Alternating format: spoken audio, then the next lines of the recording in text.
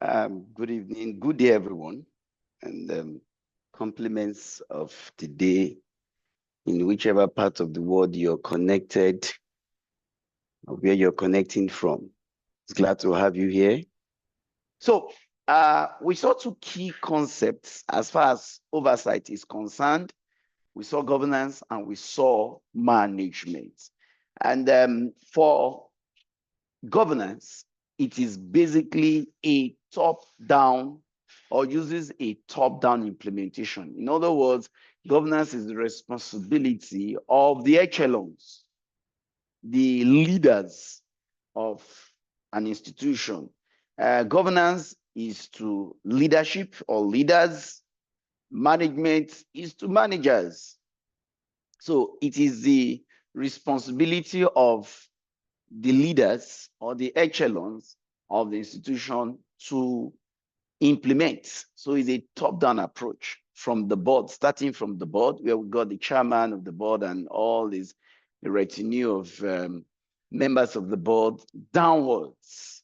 So governance sets the tone. Governance issues directives and directions and overall objective or goal of the organization. While management takes from there and does the implementation.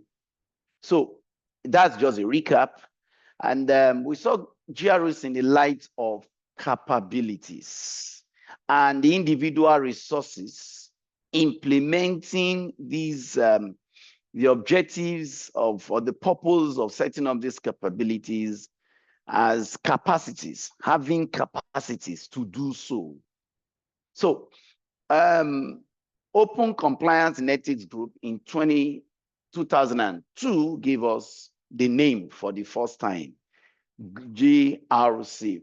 The name governance, risk and compliance have been existing before then, but as individual capabilities.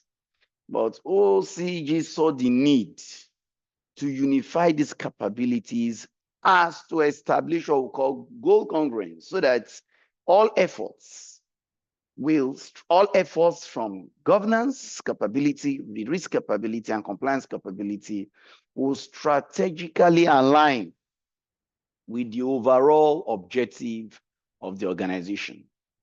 But today, due to increased activities of various capabilities in an organization, the need to incorporate governance, risk, and compliance into their individual activities became necessary. So it means what used to be top-down is now funneled into individual capabilities, such that for the IT function of an organization, we can have governance. Christine has IT governance. We can have governance in legal, governance in finance, governance in the various capabilities of the organization. We can also have risk management funneled into the operations, and we can have compliance funneled into the operations as well. So it means what used to be distant or very far away from operational personnel has come to stay and integrated into their operations. So that's the beauty of governance for you. GRC is a unification of these capabilities, and the hallmark is for strategy alignment. Then we saw the concept of principal performance.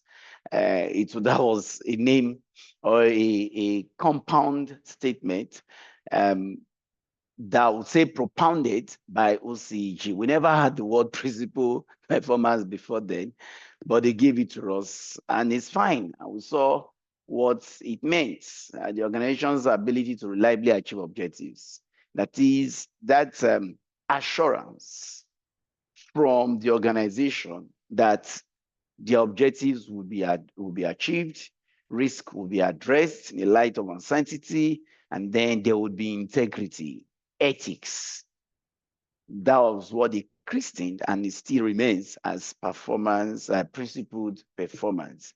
And we saw the purpose of having principled performance, the three pillars of principal performance as principal, purpose, people, and pathway. This is just a refresher of what we did the last session. That's last Friday.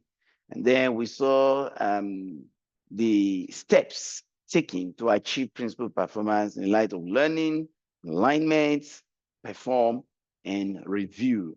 Please, you do well by referring to the video of the last session before today, so you can either use that to refresh, or if you missed the class, because we're going to build on it. That's what's going to happen today. So this class is going to be built up on the previous class, and that's why I'm just recapping. So we got attributes of good governance, and we got attributes of poor governance. It would be almost difficult to say an organization does not have any form of GRC capability.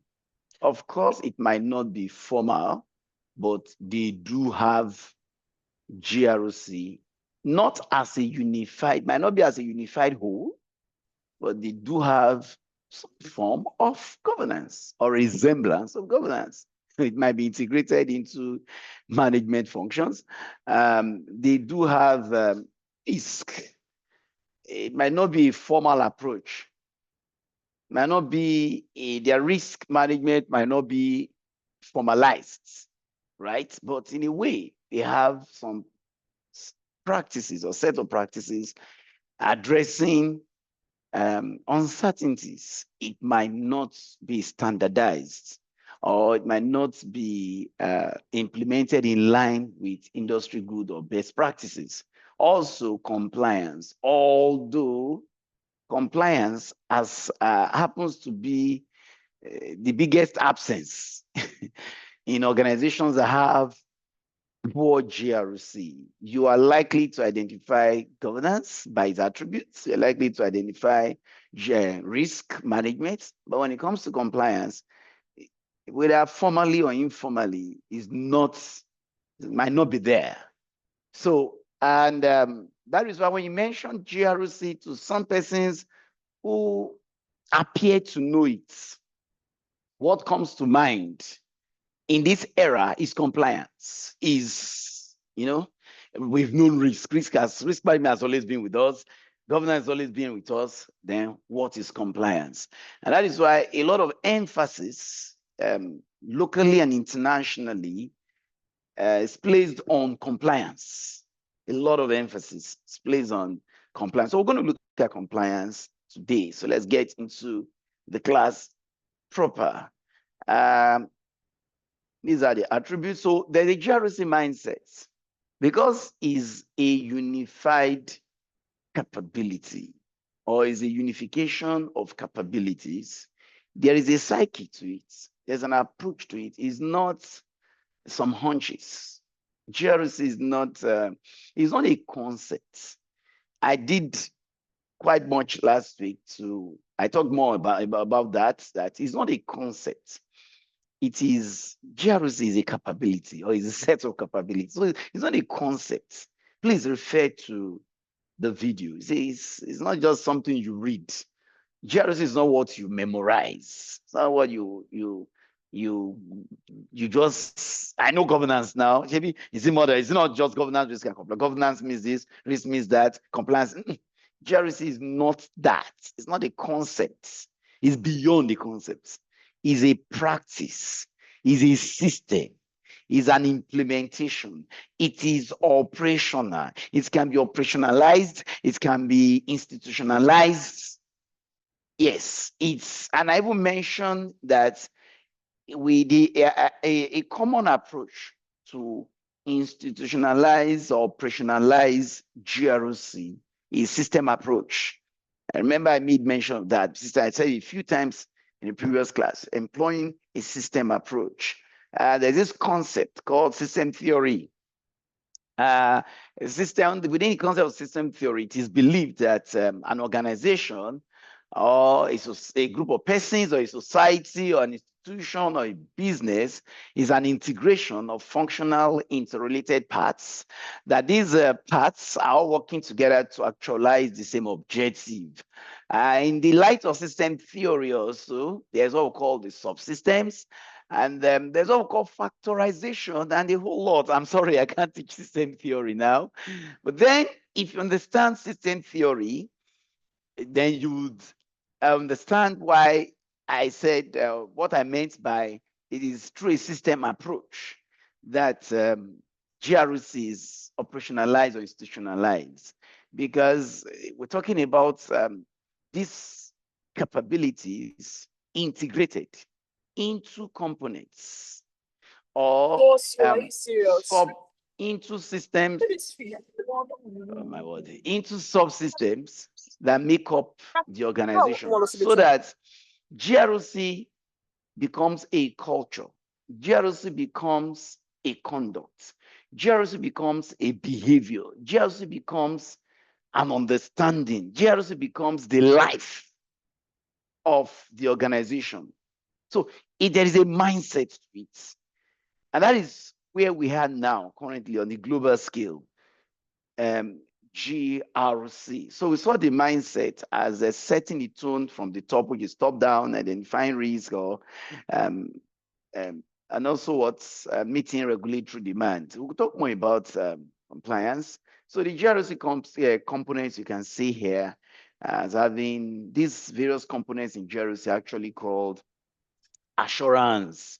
So it means the GRC is the amalgamation of assurance functions, assurance capabilities, and assurance generally. Any function, component, or subsystem within an organization that can provide assurance. What is assurance? Assurance is okay. It is ensuring, or let me put it this way: assurance is affirming. Yes, affirming that an organization is delivering value. An organization, let me put it this way, an organization's system or subsystem, component parts, functions and sub-functions, sections, units, departments, offices, capabilities will deliver value and continue so. The essence of setting up an organization is first to create value. And from that value creation and delivery, the organization can now meet its own other side objective of profit making. I hope you're getting me. That is for business organizations. But for the non-business organizations, they're also in existence to create and deliver value. So in the light of value management, there's value creation, value delivery, and value preservation. So assurance is the practice, the associated practice or practices that ensures that a system or subsystem will create value and continue so. So a key word associated or a key statement associated with assurance is going concern. That the organization is a going concern and will continue so. That its subsystems or units are going concern and will continue so. That's what we call assurance. So GRC is an amalgamation of these assurance capabilities. So you see, it is not, it's more than a concept. It is a practice, it's a culture, it's a behavior. So that's that. These are the other aspects of GRC. So let's get into, yes, I'll cap it up there on the G, governance. Please refer to the previous class, the recording. Then risk management is the second leg, yes, in GRC. I did say in last class that GRC is a tripod on which an organization sits. And this Tripod stands for governance, risk, and compliance. So we want to look at, we did look at this risk, but we didn't complete it. So let's complete it today and go into compliance. Risk management. By this pyramid, depending on the authorship or the text you might be consuming, but then risk management generally will start from operational risk management, ORM, which oftentimes, if you mention risk management, that is the risk management you're referring to. I hope you get that. There's operational risk management, there is enterprise risk management, and there is integrated risk management. You've gone through advanced risk management classes, classes, you agree with me, you may have had a session on integrated risk management. But oftentimes, risk management implementation for so many organizations do end at enterprise risk management. But if an organization claims to have risk management functionality in place, oftentimes they are referring to ORM, or basically risk management. Should you go by this pyramid, should we align it with the 3 levels of management in an organization? These 3 levels are low-level management, middle-level, and high-level management. We'll call them, in other words, operational management, tactical management, and strategic management. Should you align these 3 tiers of management vis-a-vis this pyramid? You will be correct. I'll be correct to say that risk management at the base of this pyramid is what you find, the capability you find in operational management. Enterprise management will be the capability you find in middle level or tactical management. Then integrated risk management will be the capability you find in strategic management. You will be correct. But for this journey, the emphasis is on operational risk management. Fine, the principle of risk management is the same, be it operational risk management, enterprise management, or integrated risk management. The principle is the same. We're going to look at these principles very shortly. That was what I think we're looking at, the first of the principles. Have we even looked at it? Okay, yeah, we saw one, and we're going to look at the rest today. So the principle is the same. What differentiates one from the other is the scope. Scope differentiates them. Objectives differentiates them. Then implementation differentiates them. Obviously, you agree with me that the scope of ERM would be much more than the scope of what ORM or just risk management, and the same thing too for IRM, much more than that of ERM and ORM. Okay, so risk is an event.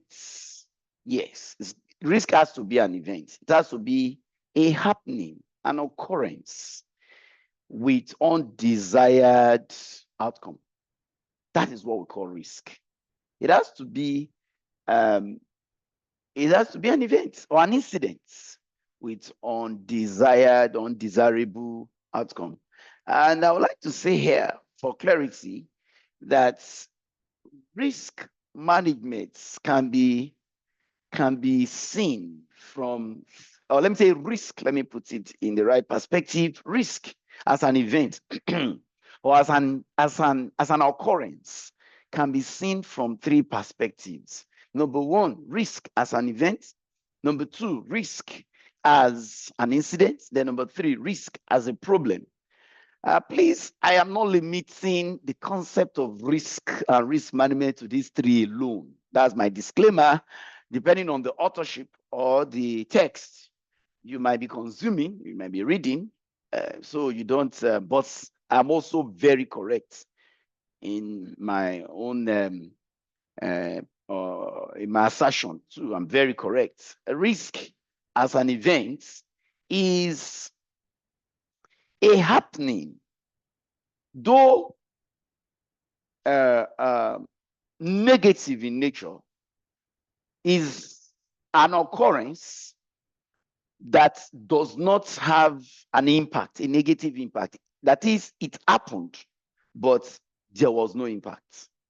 Please note that risk, once again, is an event with an undesirable outcome. That's what we call risk. In general sense, it is called uncertainty. That is, you're not sure if it will happen or not. Although we can preempt risk through some advanced analysis, we can determine it will happen. Yes, we can.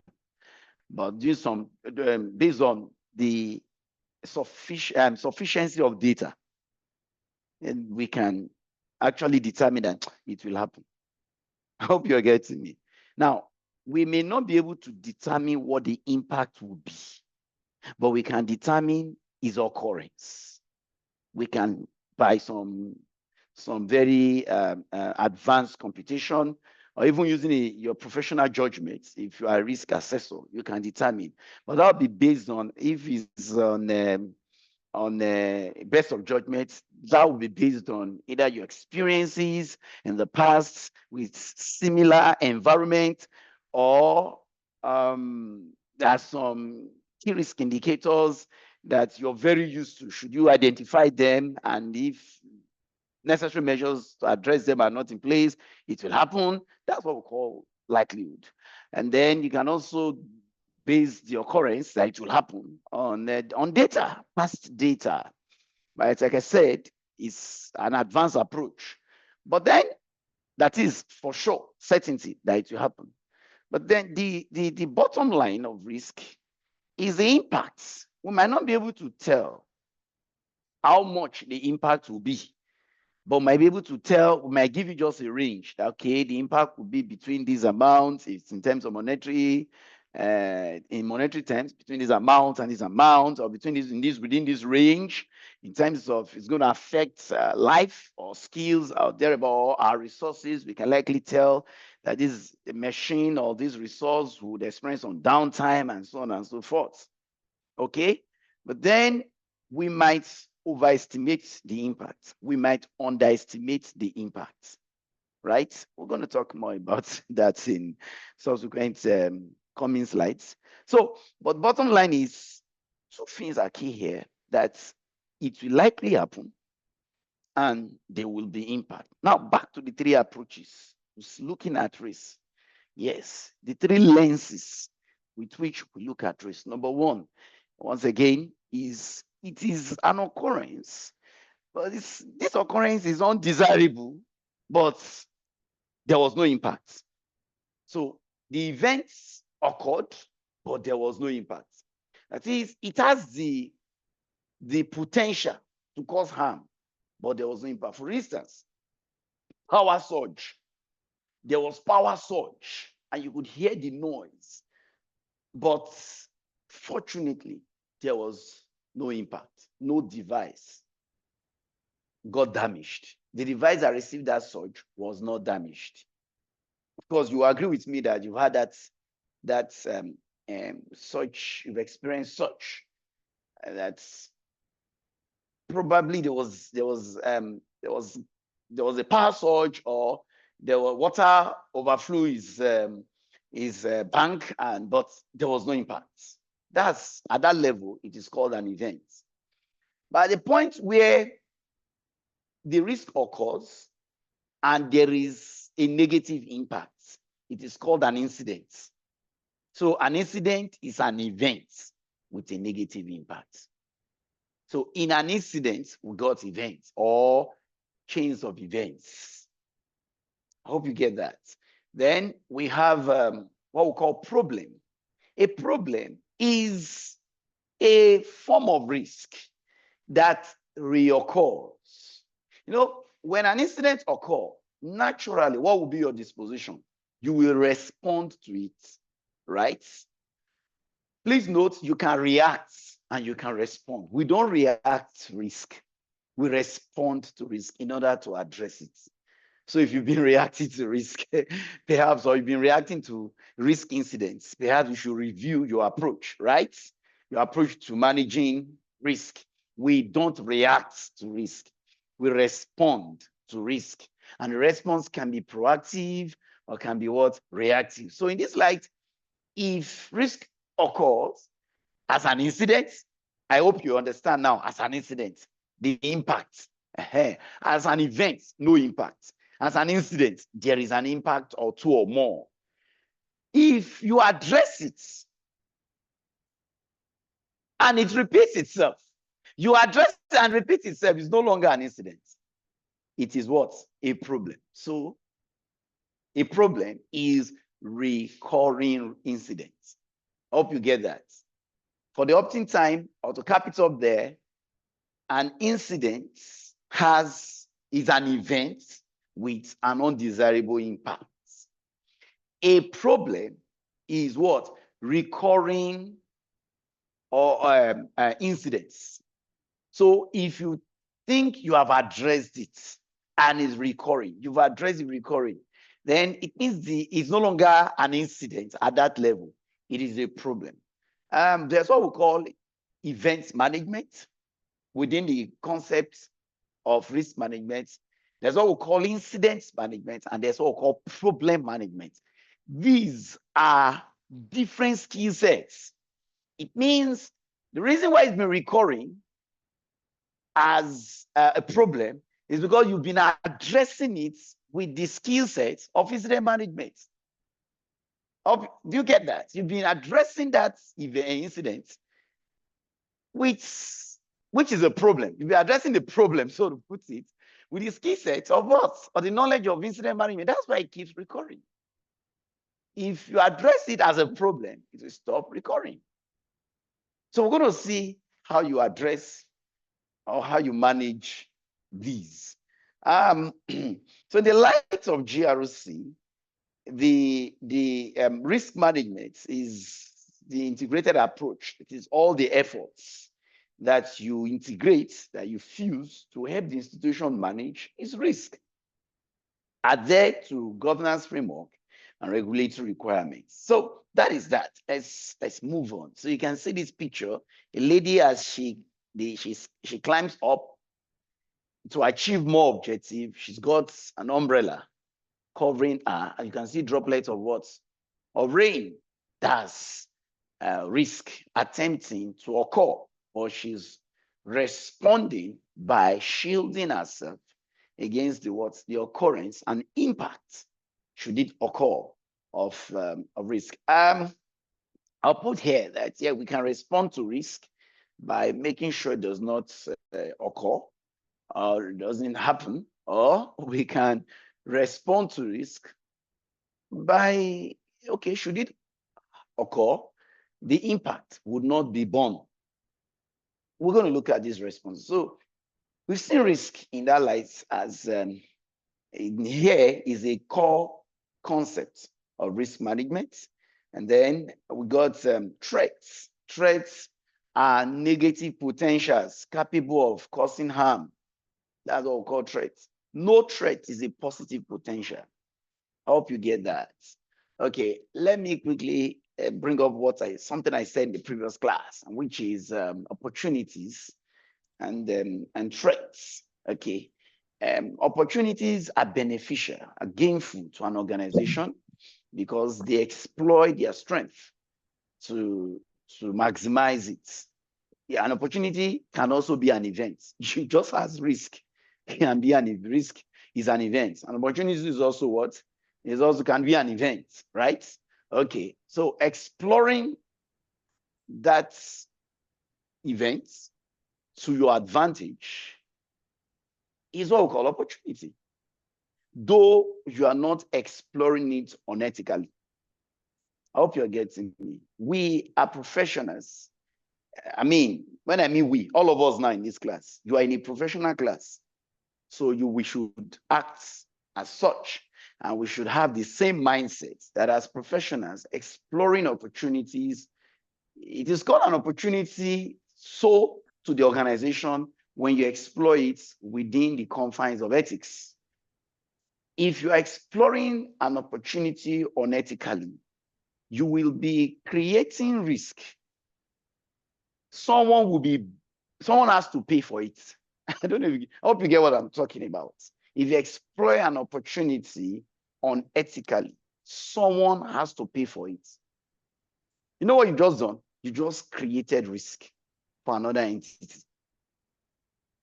But should you exploit an opportunity within the confines of ethics, then you're not creating any negative impact. All is what is positive. So I hope you get that. So threats does not have any form of positive side. It is 100% what? Negative. And its impact is negative. So threats can be a thing. Yes. Threats can be a resource. Threats can even be a what? An event. So yeah, take it from me. Threats can be, and it has so many forms, right? And threats can be direct if we can clearly identify it. You will be able to identify threats through what we call risk identification.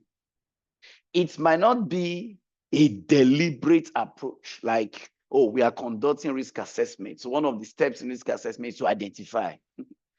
If you have the practice within your institution to identify threats without necessarily formalizing the procedure, it means you have what? Enculturized risk into the practice of the organization. I take it again.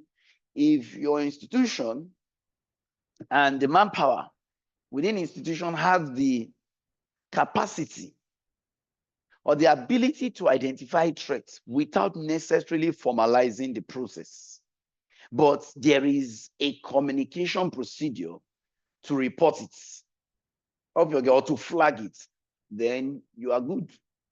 You have successfully operationalized risk management. Otherwise, if your system relies solely on a practice, a formalized procedure to identify risk, then you've made it what?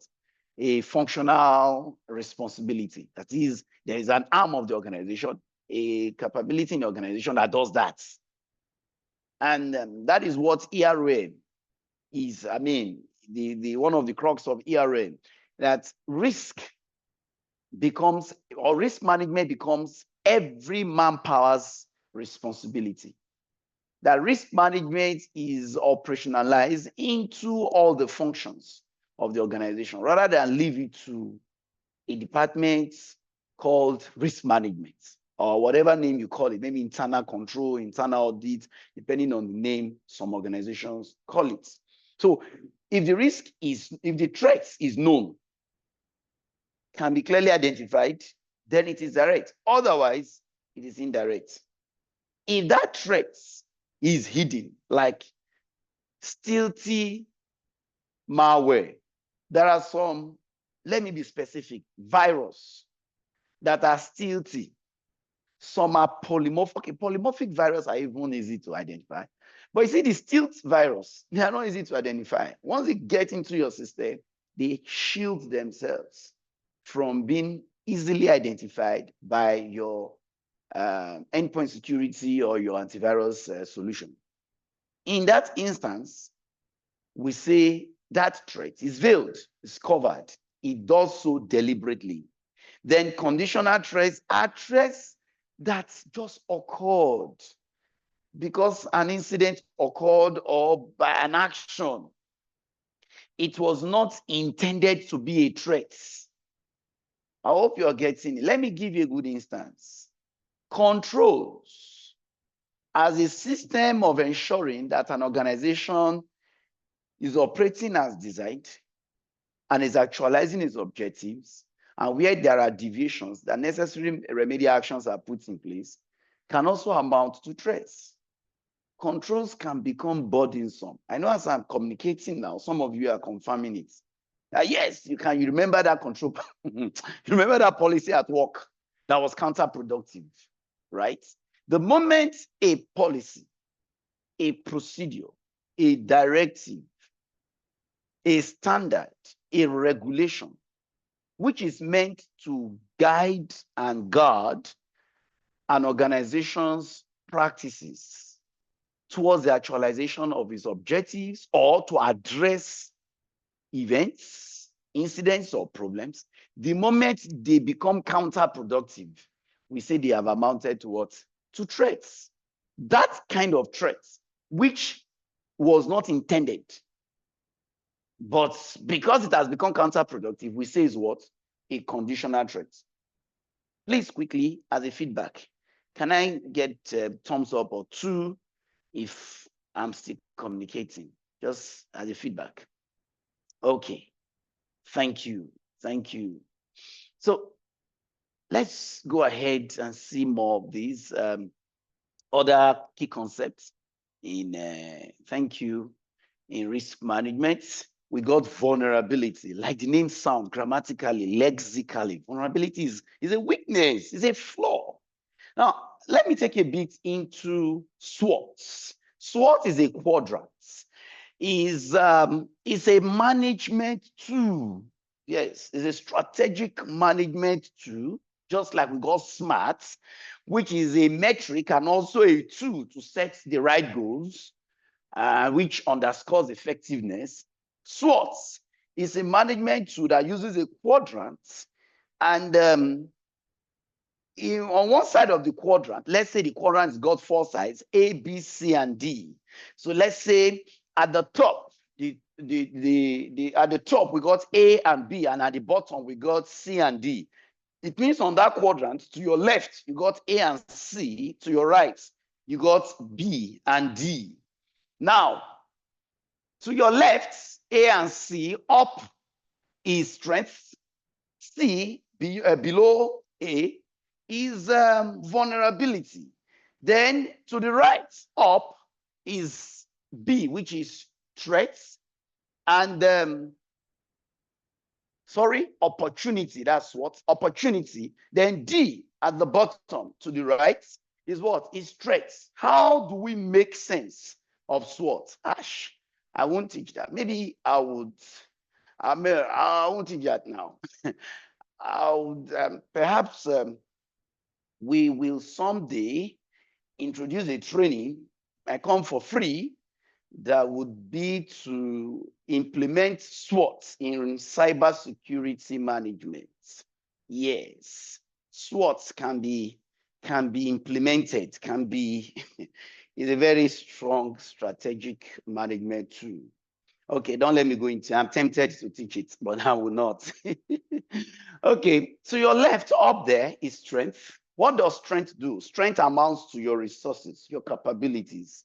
And what do you do with your strength? In front of strength on the other side, where we got B, is what? Opportunities.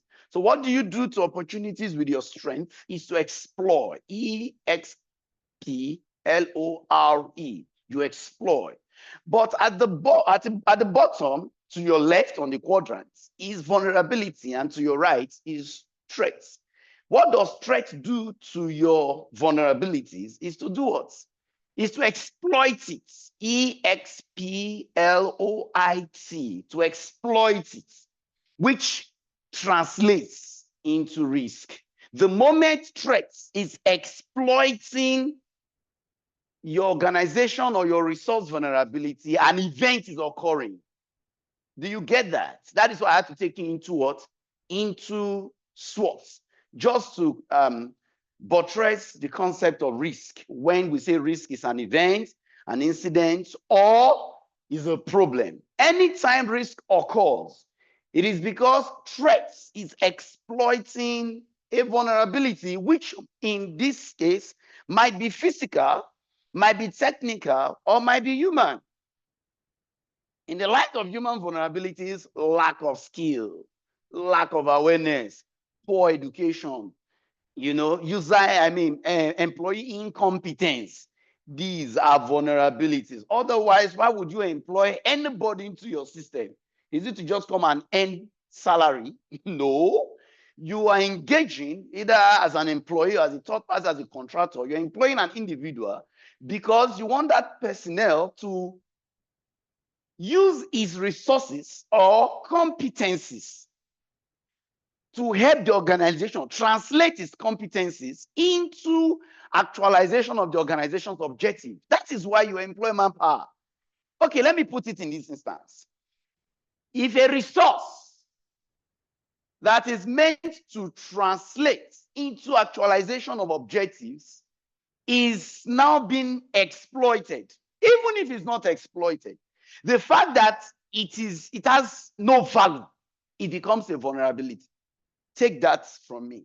I repeat, a resource like manpower, a machine, or a service, a form of operation. I said this in the previous class and repeat that not only are resources tangible, we got resources that are intangible. For instance, goodwill, like accountants will say, and it's been accounted for in financial statements, or processes, services, as long as they can create value, deliver value, or preserve value, or do all, is a resource. It is generating value. So if a resource is not generating value, and that is the reason why you should oftentimes conduct audits of your resources, so as to determine their what? Their competencies, their capacities and capabilities, and their functionality. If a resource is not delivering value, sorry, is neither creating value, because a resource might not be creating value, but delivering value, or might not be delivering value, preserving value. So if a resource, upon an assessment, is neither seen to be creating, delivering, or preserving value, it will amount to a vulnerability. It can be exploited.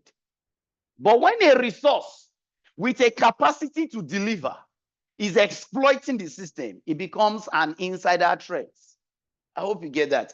But prior to the era of GRC, threats and opportunities were only believed or known to be existing in the external environment of an organization.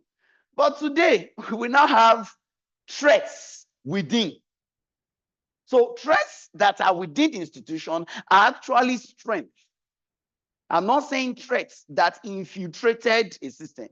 I am saying threats that are within the institution, not infiltrated, like resource that was procured, a process that was initiated, a service that was supposedly was created, and so on and so forth. I hope you're getting me. Deliberate.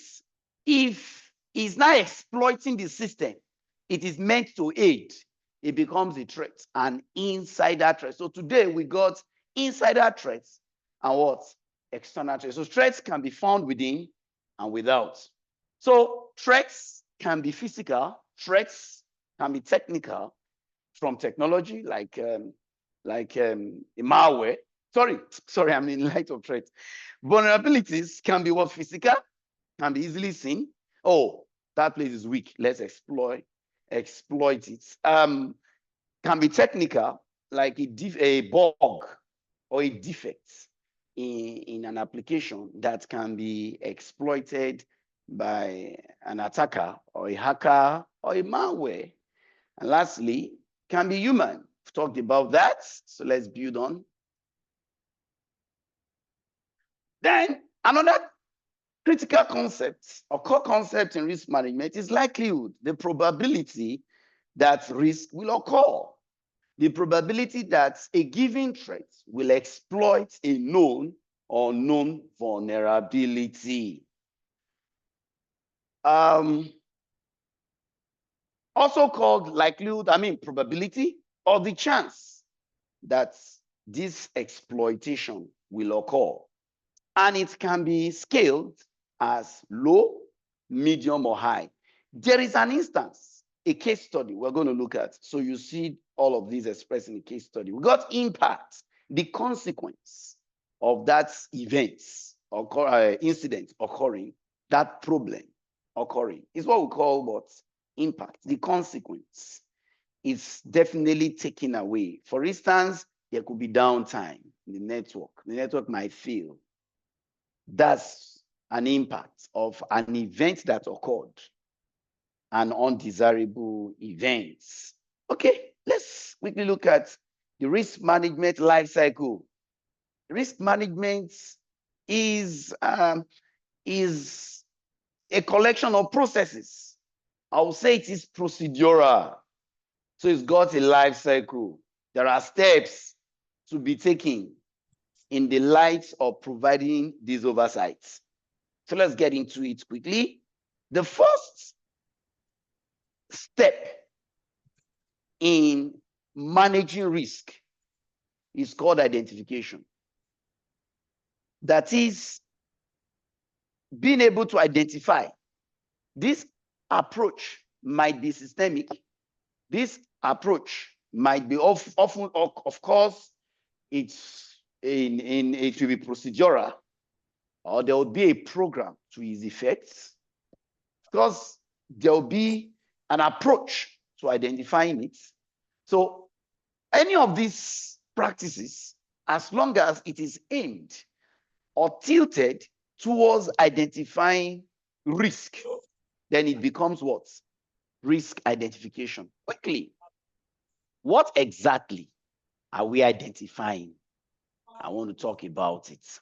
When we say we're identifying risk, what exactly are we identifying? In risk identification, you might be identifying vulnerability.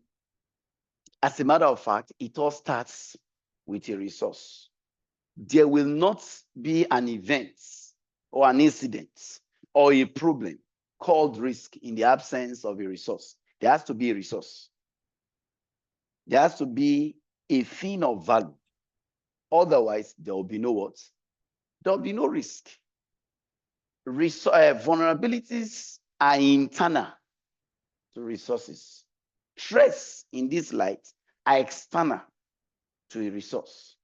So it is when that threat identifies the vulnerability and exploits it that it becomes what? Risk. So the very first step in risk identification is to identify the resource.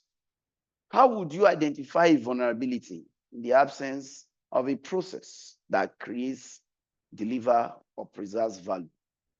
How would you identify vulnerability in the absence of a service creating, delivering, or preserving value? How would you identify vulnerability in the absence of an asset?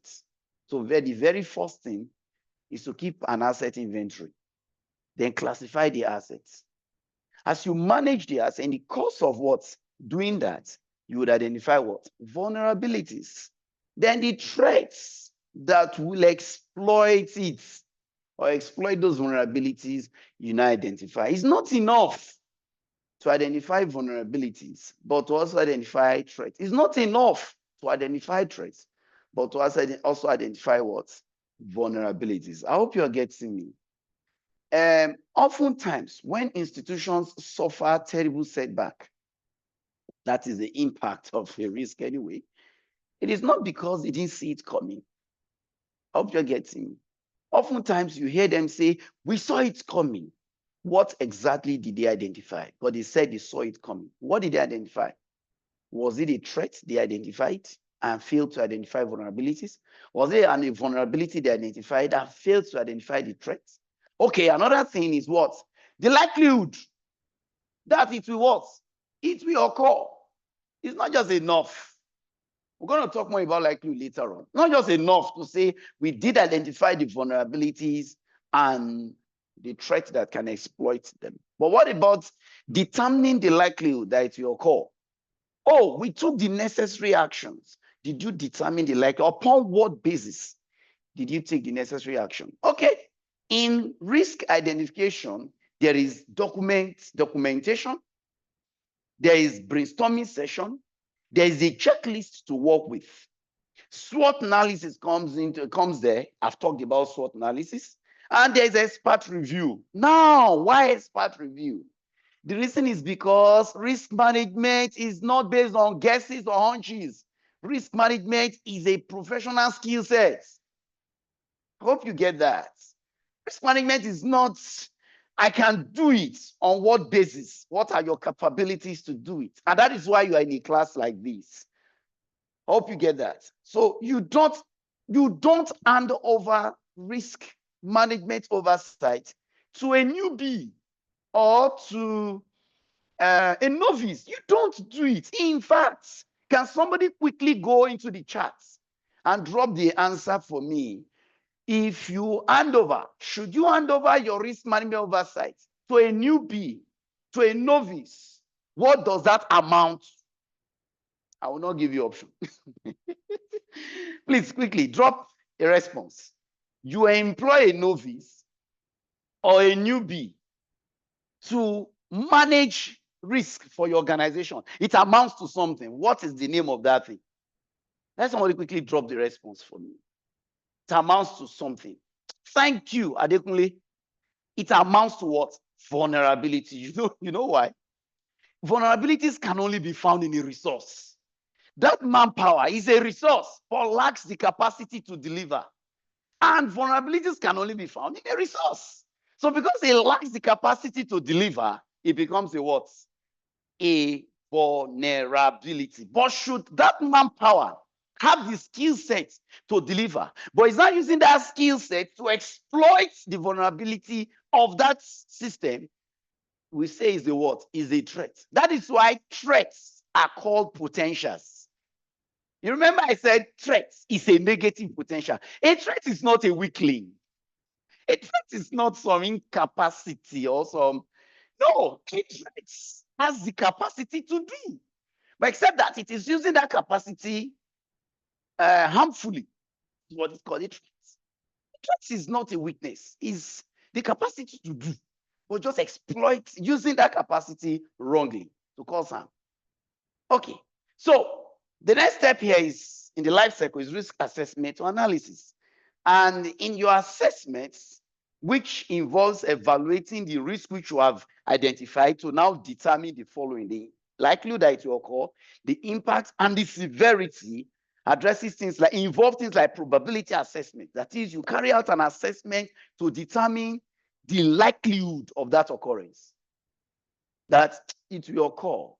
Please, there is if you're using a quantitative approach, there is a mathematics that I believe we all did in high school. It is called probability. You agree with me? I'm taking you down memory lane. You agree with me that in probability, as a concept in maths, is only measured between what? Let somebody hit the chat and tell me, your highest probability, man, what's in the computation? The answer can never exceed a number. And it's within. Who can tell me? Come on. Somebody should hit the chat. Thank you. It's between 0 and what? It will never exceed 1. So the moment you claim that the probability of an occurrence that a risk will occur is certain, that means it is 1. Otherwise, you can determine it within a scale of 0. If you say the probability is 0, it means it will not occur. If you say the probability is 0.1, it means the chances of it occurring is what? Is slim. As you scale up 0.2, 0.3, in that instance, you are using what? If you say 0.1, 0.2, that approach to determining probability is called what? Semi-quantitative. Because when you say 0.1, you have to interpret what it means. So in assessing risk, if it is financial risk, the approach is what? Strictly quantitative. Otherwise, it is what? Qualitative. Quantitative, when the data you are using for your what? Mind you, we talk about documentation, right? In what? In risk identification. Now, if documentation is part of the activities in risk identification, what are you documenting? Data. Hope it's clear. If the data is more numerical, the approach will be quantitative. Otherwise, if the data is just textual, no, less numbers, more of what? Words, then the approach will be what? Will be qualitative.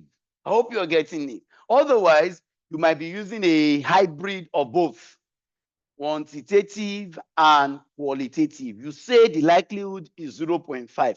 What does 0.5 mean? By defining or describing what 0.5 means, 0.5 is numerical, right? Quantitative. And you are giving a note to it, an interpretation to it in text, in alphabets. That's what's qualitative. A hybrid of both is semi-quantitative. Then you can also assess the impact, what the consequence would be, the extent, the degree of that. Would it lead to reputational damage? Are we going to lose money, costs? or quality of our product. Then you can prioritize your risk as to high, low, you give it scale. Then mention qualitative and quantitative assessments. Okay, let's go on. Although there's a difference between assessment and analysis. So yes, technically there's difference, but there is no way you conduct assessment that you will not carry out what? Analysis. Okay, let me quickly put here. The concept of quantitative, qualitative, and semi-quantitative addresses analysis. In fact, you see, this thing, depending on the author, I have to be very careful teaching it. I mean, being emphatic on it.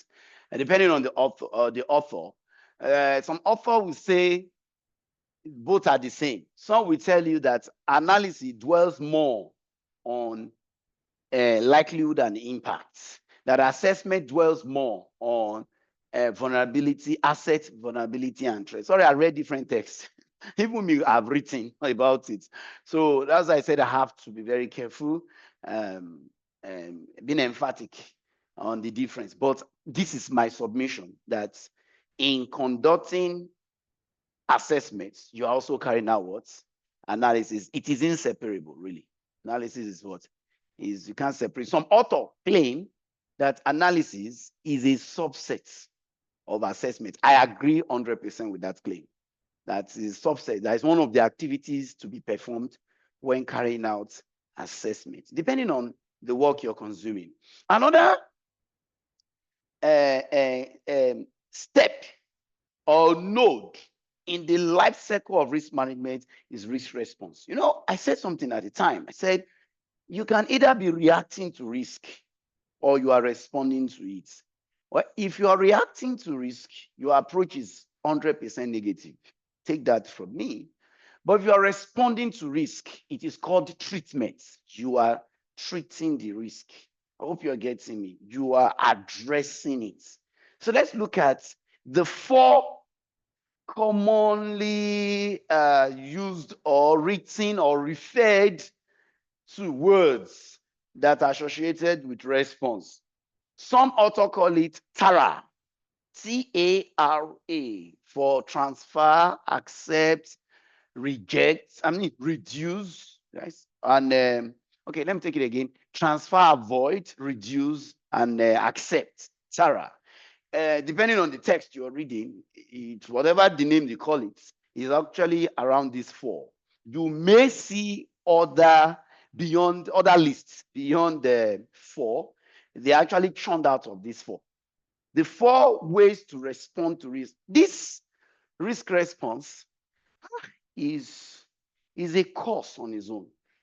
Risk response is an area of specialization on its own. You will agree with me, if you're a risk assessor in this house, in the class, that after you have performed your risk identification, evaluation, and all of that, and you want to make recommendations, this is where your skill set comes to bear. The skill set of a risk manager, this is where it comes to bear. That we should either mitigate, or we should accept, or we should transfer and share. Both can either be transferring or sharing. They are clustered together, or they are categorized as one, or you could be what? Accepting. I want to say that I called it a skill set. I hope you are getting is a skill set on its own. Why I said so is that as simple as they are listed out, highlighted on this slide, it requires some in-depth consideration before you say we should avoid. It requires some very, very high-level skill sets to say, let's transfer, let's mitigate, let's accept. What I mean is there are considerations, very critical considerations, before you submit on which to use or to apply, or let's take 2. Part of the consideration when it comes to either of these responses is number 1, the objective of the organization. That's number 1. It must be your consideration. So if you say we are avoiding, if you say we are transferring, if you say we are mitigating or we are accepting, will it help us actualize our objective? I hope you're getting me. Or the cost is another consideration. Will it cost us something? Are we going to be losing something? Are we going to be gaining something? These are considerations, critical considerations, and much more. I can't go into them now for want of time. The first is called risk avoidance. Avoidance means that action or set of actions that we would implement or execute towards actualizing an objective that will now expose us to risk. Let's not do it at all.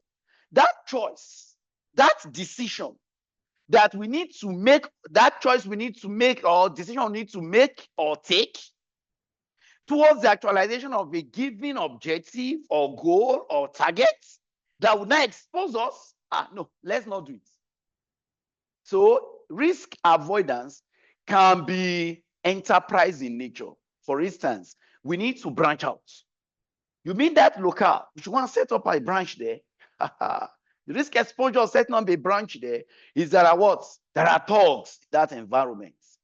And no matter your security implementation, the thugs can still find their way through. So let's not even set it up at all. Or even if we set up in that zone and put in all the security paraphernalia, security controls to address such threats, e.g., the thugs are referred to. What about the costs of those security measures? Will these costs outweigh the benefits, the value that location, that branch will be generating that location? If yes, please forget it. Let's not go that route. Oh, it's a technology. Let's acquire a technology. Should we acquire this technology? We don't have the manpower. And it's not so easy to train manpower that we operate this technology. So why don't we make do with existing technology? For instance, why do I need to create a website? Is it the way to go? Is it because everybody's creating a website, I should have a website? Okay, what if? There's always this what if. What if I do not have the skill set to manage the manpower, the site? Okay, what if this site, the what if in terms of strength to administer that site or that blog?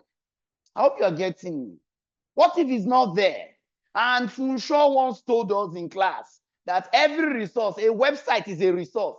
Funshaw once said, sorry, my following is shortened as Funshaw, or Ade once said that every resource has a vulnerability, and a website is also a resource. What if we set it up while not paying attention to it? Can't that site be exploited? Yes, it can. Please, let's not, our social media handle is enough to make publicity about us. I hope you're getting it. As I said, the consideration is much. So let's not do it. That's avoidance. Transfer. Please note, the choice of avoidance has a flip side. What's the flip side? The objective you are going to achieve by that action will not be what? Achieved, because the action is not carried out. Okay, risk transfer. Look, you see, one issue with risk transfer is this. We allow the risk to occur. That is the behavior or the disposition to risk transfer. Yes, we can allow it to occur, but it is the impact that will transfer. Okay, let me put it this way. You see, when you implement risk transfer or you adopt risk transfer, right, by default, it is the impact of the risk you are transferring, because risk is an event, so you can't transfer it. I hope you are getting me. You may say, no, for sure we can transfer it. It can make somebody, that is why I said you are operating unethically. Remember I said so. That when you are exploring an opportunity outside the borders of ethics, you are creating risk. You remember I said so. So please get it. You can actually transfer an event to another entity to bear. But in this instance, in risk, it is the impact you are transferring. Should there be a crash of one of our major words or our IT appliances, we can ask the insurance company, oh yeah, we've acquired insurance policy on this resource. Now the resource is down. Oh no, it's an accident. The car is what? was involved in an accident. Oh no, it's my phone. It's my laptop. Laptop is crashed. The hard drive is crashed, or the storage in within has crashed. The screen broke. Now, insurance company come and indemnify or come and bear the impact. That's what we call the loss. That's what you are transferring. So ideally, risk transfer is opening up to the risk. But should you insure a resource, and within that 1 year of insurance, some insurance are monthly, some are quarterly, some are a full year. But within that period of the insurance, nothing occurred and the resource is in use. Do you know what you have been doing? You've just been very good in managing it. So the question I ask, sometimes is insurance, should it be a quick choice? Oftentimes, insurance or transfer is adopted on regulatory instance. I hope you are getting me. As an act of regulation, government said you got to do it. That is the reason why most institutions would transfer. Rather, step 3 is what most institutions adopt. It is called mitigate. Grammatically, the word mitigate means to reduce. That's mitigation. What are you reducing in risk? You might be reducing the likelihood that it will occur. You might be reducing the impact should the risk occur by putting what we call cushioning effect in place, absorbent in place. You might also be reducing the vulnerability of a resource. You only reduce the vulnerability of a resource by scaling the resource, by enhancing the resource. For instance, operating system. Of course, operating system is within your computer or your phone. Every time you do software updates, what are you doing? You are patching, depending on the type of update anyway, but you're patching what? Vulnerabilities. So as you harden the OS or update the operating system, you reduce the what? The vulnerability. That is mitigation also. Hope you're getting it. Every time you send your manpower for training, like you're participating in this training, what are you doing? The ignorance is what? Eroded by this knowledge. What is that? Mitigation. Acceptance means, look, let's allow the risk to occur. Will we accept the what? The impact. That is what you're accepting in risk. The impact of the risk. But please note this, that there are some specific, now I will be specific consideration in the light of acceptance. Before you accept your risk, there are 3 key considerations. One of them is called residual risk. The other is called risk tolerance. The last is called risk capability. You have to determine all of these, and it requires some skill sets. You have to determine all of these before you settle for acceptance. Now, some additional consideration is key cost-benefit analysis. If the cost of implementing a control outweighs the benefits of that control, let's go. Let's accept the risk. Continue with the practice. Continue the operation. The impact of any risk will what? Or if the benefit, if you know that a particular course of action will crystallize into risk, but on the flip side, there is business benefits. It is always called business risk anyway. I'm not teaching in the light of business risk. You know that a given opportunity is open to you, and you got the resources to exploit it. But you know, should you exploit it, you might be exploring it beyond the boundaries of the law, beyond the boundaries of a regulation or standard, which might incur fines. Okay, should I take this move? I would earn $1 million, whatever the currency. I'm giving you an instance. But the fine for violating or going ultra via the law will result in what? Will result in 200,000. Eventually, we gain 800,000. It's called business risk. Let's go that route. Let the fine come. If the fine is just monetary, then we pay to keep. Those of you in business world know what I'm talking about. It's a very common practice in a business world. I won't go beyond that points. Otherwise, I may just be exposing some things. I don't want to say so. I don't want to go that route. Okay, then there's the risk management implementation. All of these practices got to be what galvanized. So we now have a program to implement them. I like to say this, that every management function should have a program of implementation. Financial management should have a program of implementation. Marketing management should have a program. Audits should have a program. Internal control should have a program. Risk management should have a program. Cybersecurity management should have a program. IT. The program harmonizes all the efforts and clearly defines the modus operandi. I hope you are getting. In other words, we should have a what? Operating procedure for every capability. Do you get that? Okay. So in this slide, risk management implementation, it involves the plans you now translate into action. And this will involve what? Or include engaging stakeholders, communicating the risk information, establishing monitoring and control mechanisms as part of your what? Risk management action. So we got stakeholder engagements. Who are these stakeholders? Internal stakeholders, employees, shareholders, and the likes, in management and all of that. Then we got external stakeholders, customers, government, even in healthy clients, competitors. Then we got communication strategy. We got monitoring and control and adaptation. These are easy to read in the light of managing your risk.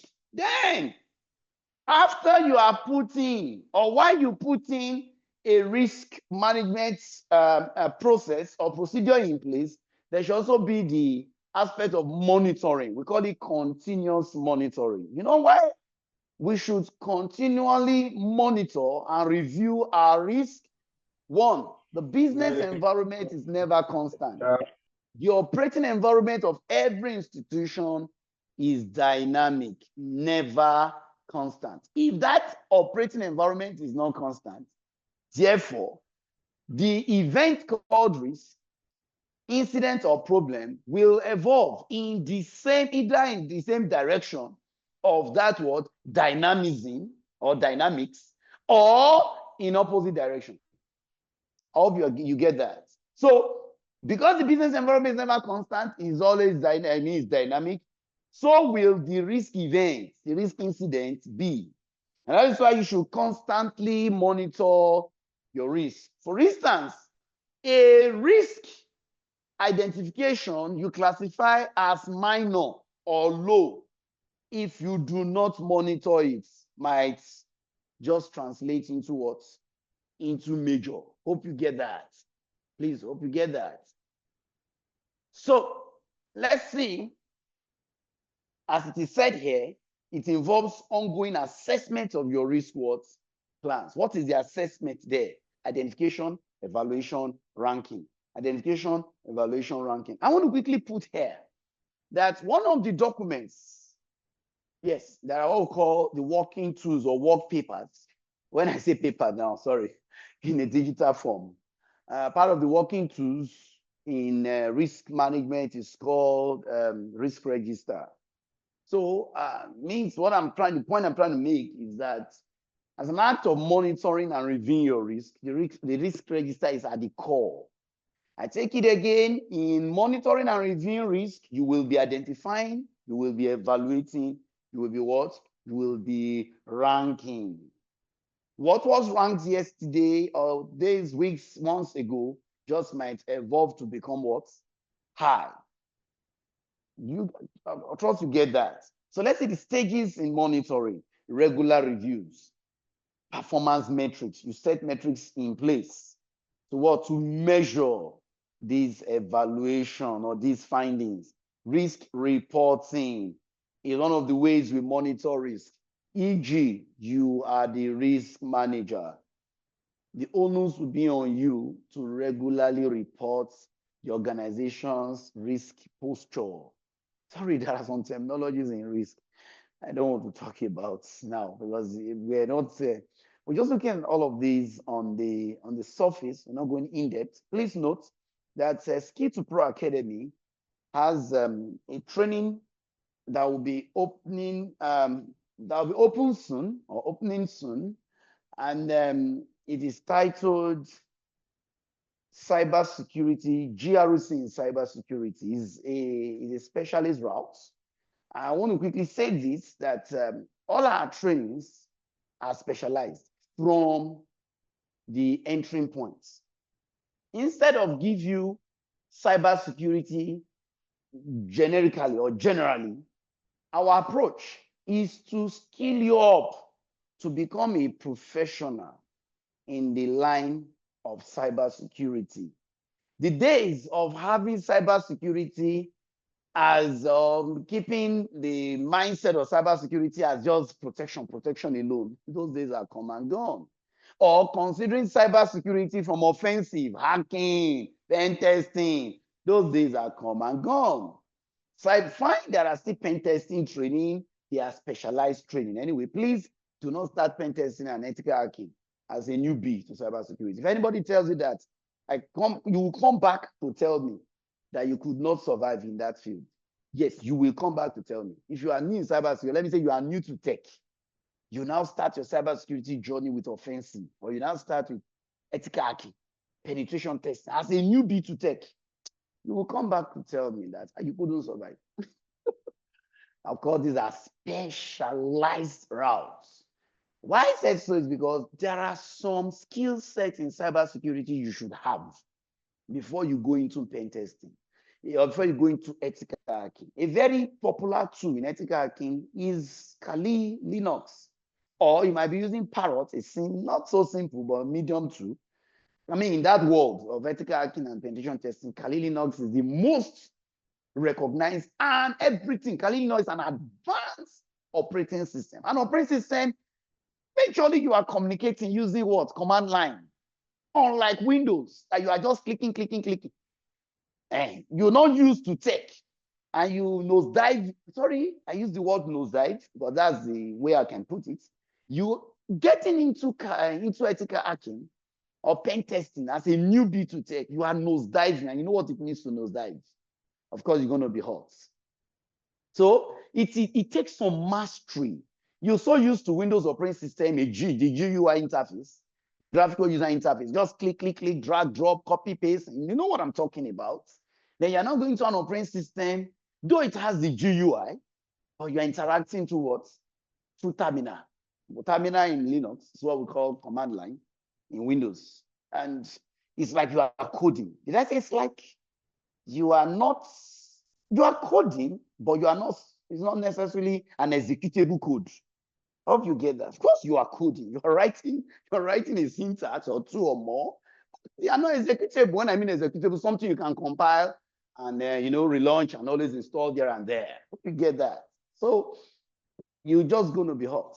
So please start from, it's a build-up. The journey into cybersecurity, the journey into medicine, the journey into architecture, the journey into finance, and into other fields of professionalism. You don't nosedive.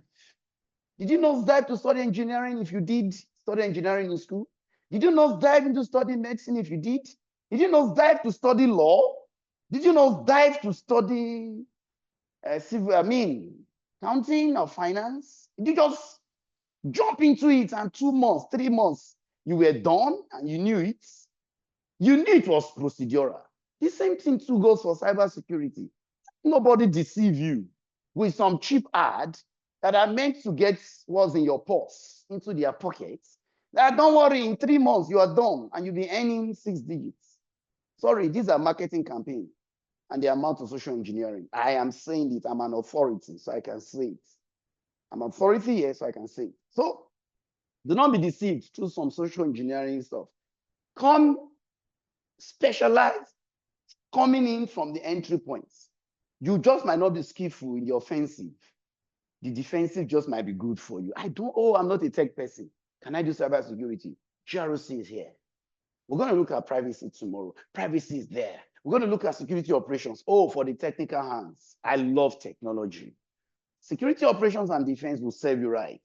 But I just love using software, not creating solution with it. I don't want to code.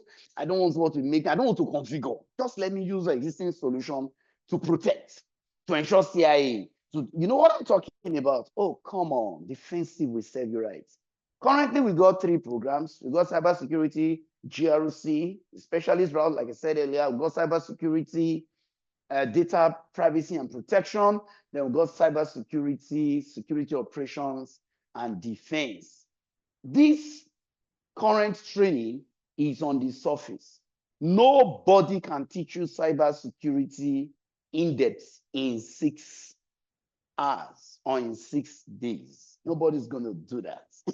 Whoever does that has not helped you, has not served you appropriately. That's not being professional. There's no standard about that. Knowledge is procedural. And we are experts. We are knowledge workers. So we understand. We've been in this business for a long time. So as a subject matter expert in this field of this knowledge economy, we can tell you knowledge is procedural. So take it a step at a time and build on it. Okay, so that's risk monitoring and review. We got risk reporting, lessons learned, and the root cause analysis. And you know, you're trying to get a solution to a problem. You might go to what we call the immediate cause. You might want to determine immediate cause or remote cause. But in this slide, we call it root cause. If you don't, okay, this, quickly. In problem management, one of the ways to address a recurring incident is through what? Root cause analysis. And lastly, root cause analysis is not a quick fix. It is not a quick fix. It's procedural too. So that is that. Let's quickly look at this incident before we call it a day. Okay, let's see where we get to. We have it's just a scenario. Please note that it's not a true life incident. Just a scenario. We want to look at through this scenario how risk is managed or risk assessment is conducted. An employee at a mid-sized company receives an email appearing to be from the IT department asking him to verify the accounts by clicking on a link and entering the credentials. This is called social engineering, and it's specifically called phishing. Phishing attack. It's an attack, but it's called phishing. Yes. The employee complies, unknowingly providing their username and password to a malicious actor. Ignorance. Okay, the attacker uses these credentials to assess the organization's what? Internal network. Infiltration, intrusion, impersonation. Okay, exfiltrates. This time there's data leakage. Exfiltrates sensitive customer data, leading to data leakage, including names, email address, credit cards, phone numbers, and the likes. Discovery. The breach is discovered when customers report unauthorized transactions taking place on their account. For instance, they're getting what? Alerts, transaction alerts on the phone. So they quickly reached out to your institution. Let's assume that's where you work. The IT team traces the activity back to the compromised employee account. Oh, they're able to do this with the likes of ACM. Security information and event management too. With that, you can trace. Okay. Now, let's look at the risk assessment report. In this report, the assessment has been performed, but let's see what the findings were or are. And the incident took place August 20. That I told you is just a scenario. The affected systems are what? Employee email account, customer database. Yeah, that's the affected system. Please, this is just a simple risk assessment exercise, or the report from a simple risk assessment exercise. The data that were compromised include customer personally identifiable information, which includes the account number and the account details and their payment details. What is the potential impact here? Financial loss to customers and also to the institution. Reputational damage because their names are now, the name of this affected institution is now on social media. No thanks to social media journalism. Then legal penalties. You know why there will be legal penalties? Can somebody quickly hit the chat button, the chat segment, and tell me why? Why will an organization be hacked and they are still paying penalties? Can somebody quickly hit the chat and tell me that? I don't want to give you hints, but let's see if you can. If you can. I think God's response. Why? Set policies. No. Okay. Who else? Who would drop a message there? Law. GDPR. Okay, negligence. I think the key word, let me help you. Let me see someone will drop the word. Organization has the duty of care to protect. Okay, data protection. Okay, governance from Ortega. Organetega. Violation from Etimileyin, law from Emmanuel, because the organization is voraciously liable for negligence. Okay, can I cap it up? You are all correct, but it comes under the concept called compliance. The organization failed to comply in the light of a penalty. It means there is a regulatory standard or there is a law that defines a security architecture or specifies a security architecture or system for that industry where the institution operates. Failure to comply brought the hammer, regulatory hammer, on them, and they had to pay a fine. Okay, let's look at the details of the report. The risk identification phase. What was identified? Number one is a case of phishing vulnerability. What's the description? Employee does not have adequate, is not adequately trained. Otherwise, he should have. But you may want to say, come on, Ade, what are you saying? Even the trained manpower can fall to phishing. I agree with you. But let's look at the kind of training. Do you know before you click on a link, you can establish if that link is what? Is safe or harmful? There's a training. There's a skill set to that. Yes. In fact, you may just copy the link and Google it to verify if that claim is that site. There are lots of sites that can prove, that can help you determine if I think Trustpilot or so, one of them, can help you verify if that link is safe or not. Then today's email server has this what? Or let me say some email server today can carry out a check on a link in a mail and give the report. The report will just out on the screen. If that link is what? Is a verified report will pop out.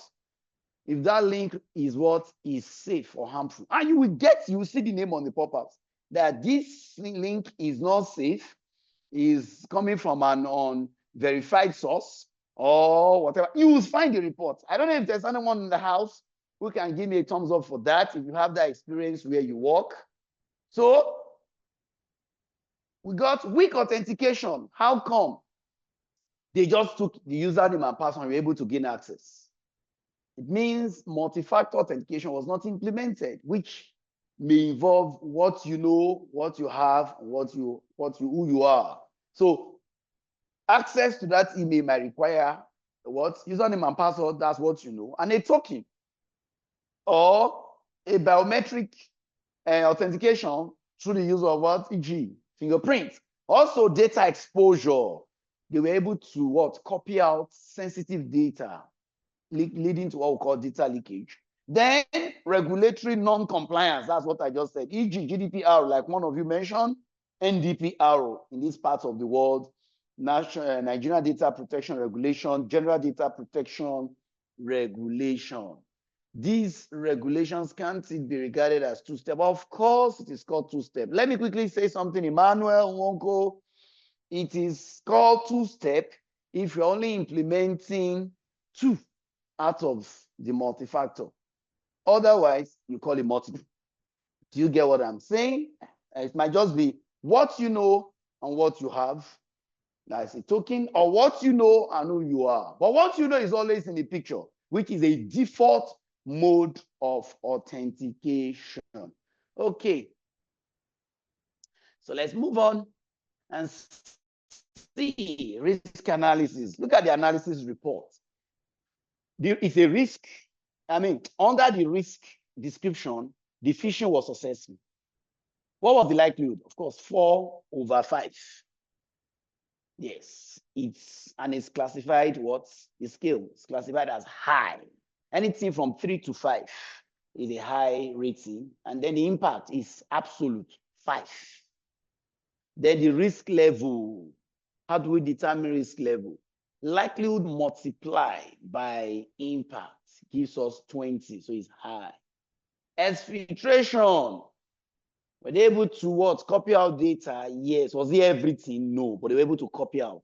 Okay, the likelihood is 3 there. It was possible. Then the impact. Please note, because God will place a disclaimer here, that you may be reading some other risk assessment and never find this kind of quantitative expressions, right? There are metrics and there are also some calculations, some specifics leading to this numbering. So these numbers are not based on guesses. So there are some guidelines on how to reach, whether it's 4 or 3. Some organizations define theirs.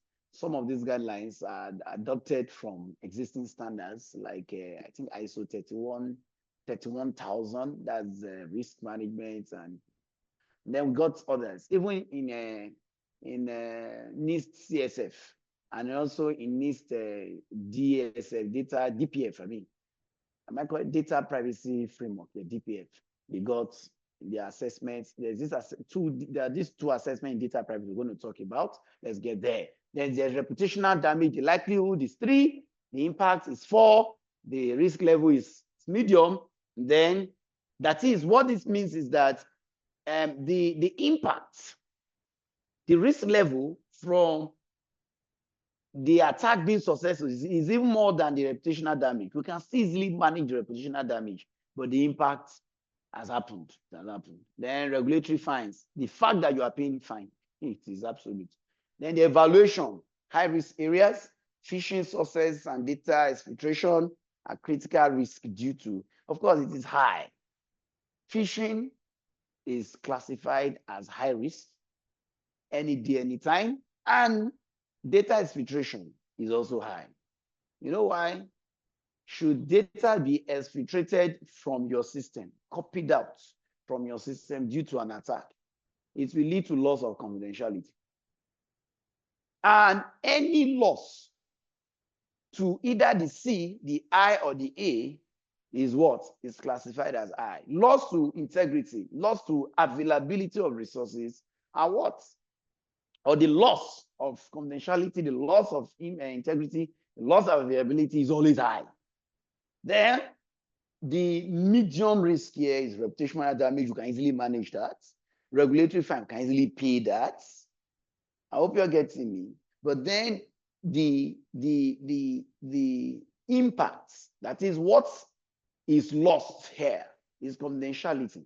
Can we get back the data that's been copied? So we may now need to go through the process of asking all user account holders to do what? Start changing their accounts credentials. And that might take days. And a day might not be enough because the message might not reach out to all customer accounts, all customers, and then as account holders. Then, even if it does, all of them might not really understand the process. Some of them might not be visiting the office or calling call center and all of that. So it will take some days to weeks to complete. Do not forget, as long as the change of authentication credentials or authentication procedure has not been updated, has not been changed completely, it leaves behind some vulnerabilities that can also be what? Exploited in the course of that change. The risk mitigation strategy. Number 1, for phishing, which took place due to a vulnerability, regular training and awareness on social engineering is a mitigation. Then weak authentication, enforce 2-factor, multi-factor. Data exposure, because they were able to copy out what? Data from the system. So what do? Limit access to the system. This time you might use what we call role-based.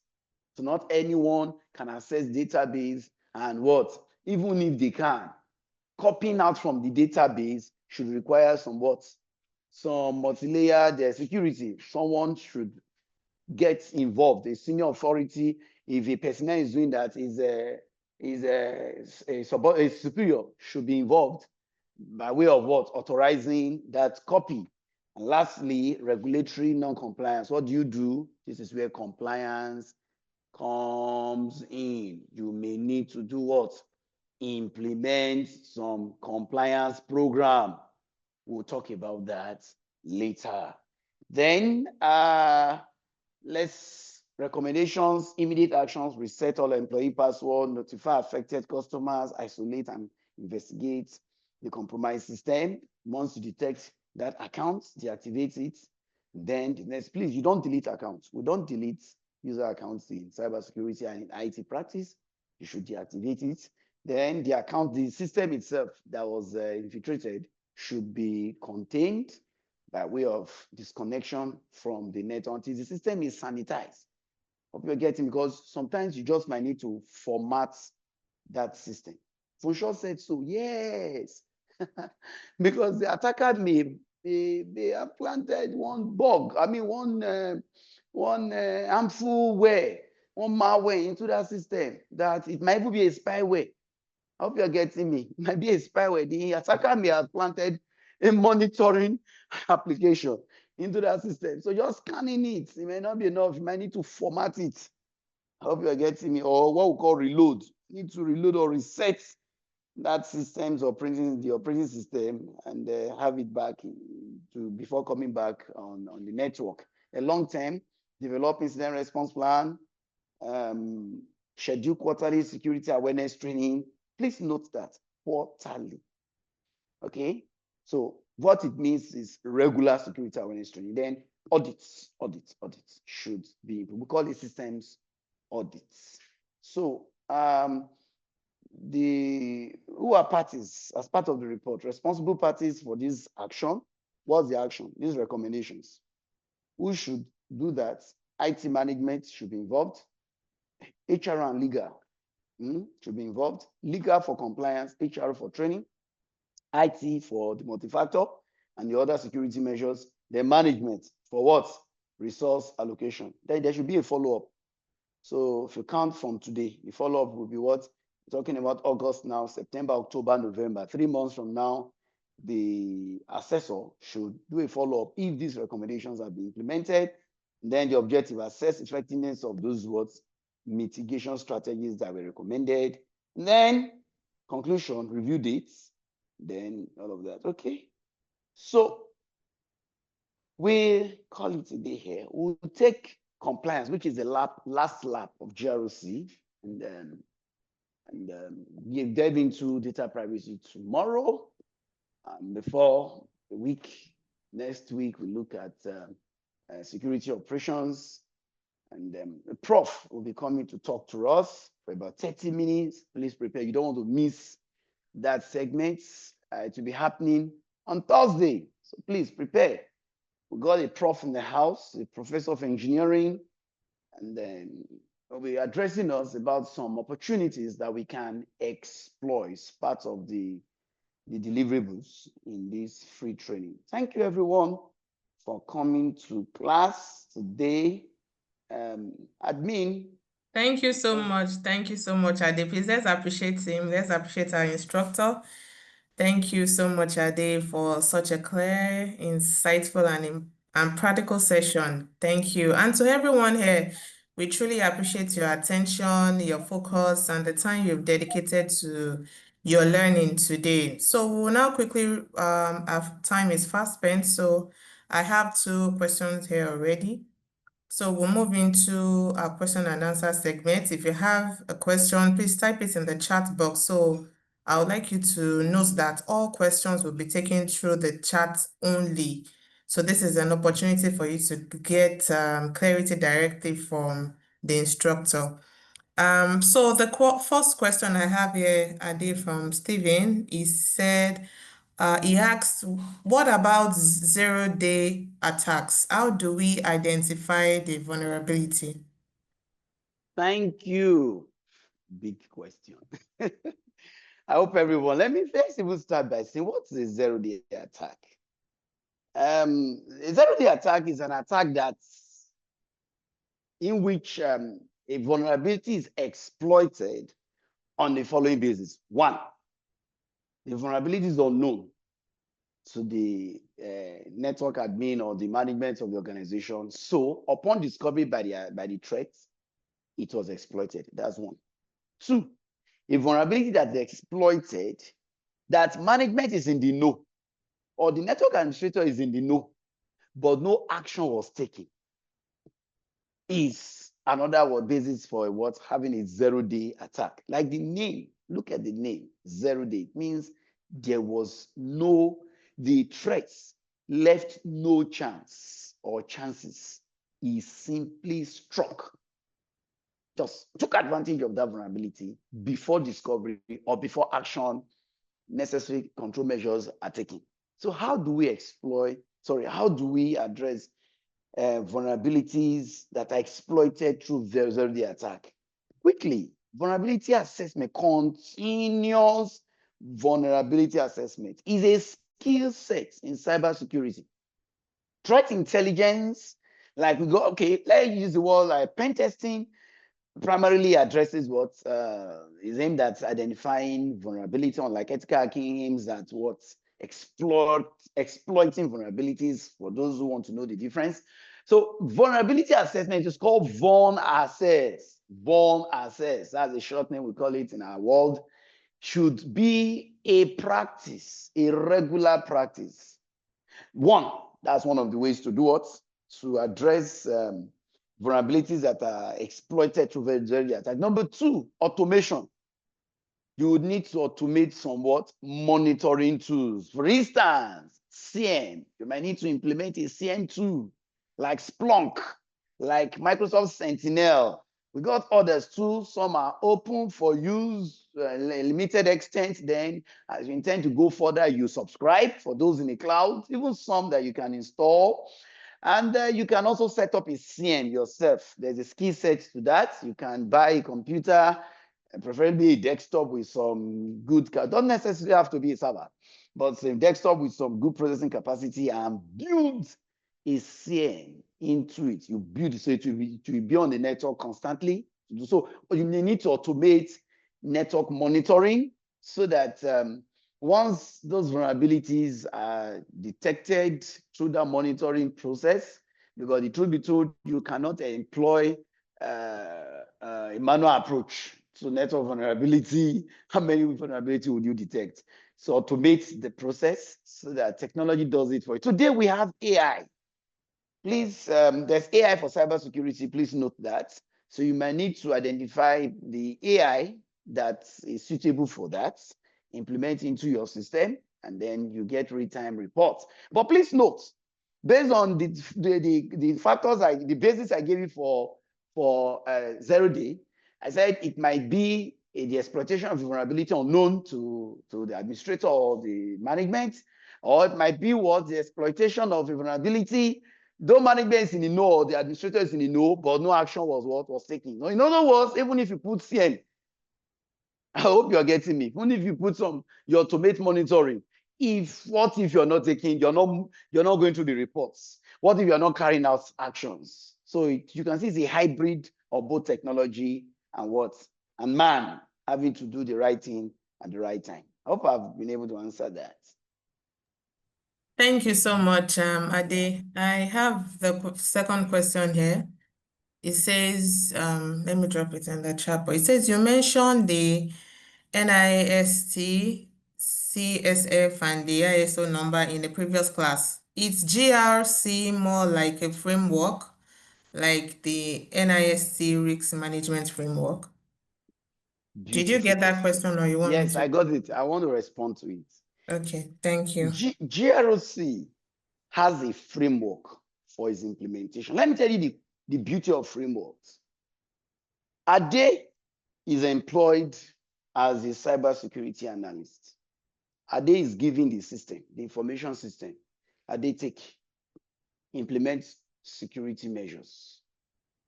Okay. Ade is working with some DevOps teams, a DevOps team, as so I put it, and Ade is integrated into the team, and Ade is meant to design security insecurity into the solution. Ade can do either of two things.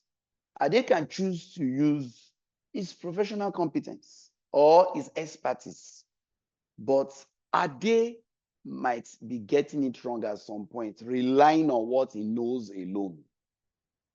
But to act ideally, Ade may not choose, on the flip side, to rely on his expertise, on his experience or whatever he's got over the years. Ade will now say to play safe, which we call safeguard. Ade will now reference a framework.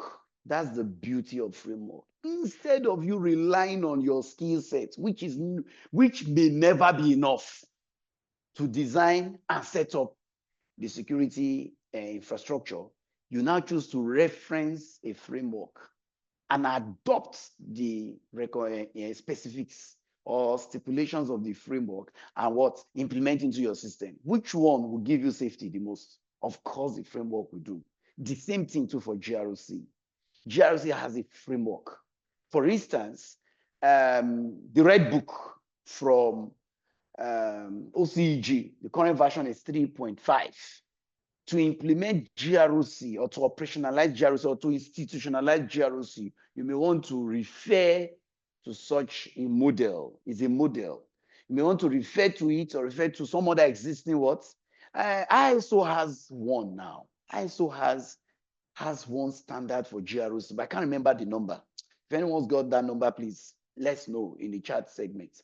But I know ISO has one now. You may choose to refer to ISO's please get it. I'm not saying GRC is some existing documentations like COBIT and TOGAF, and there are also GRC texts, though they are not emphatically called GRC, but they got contents or lines within them that are specific on GRC.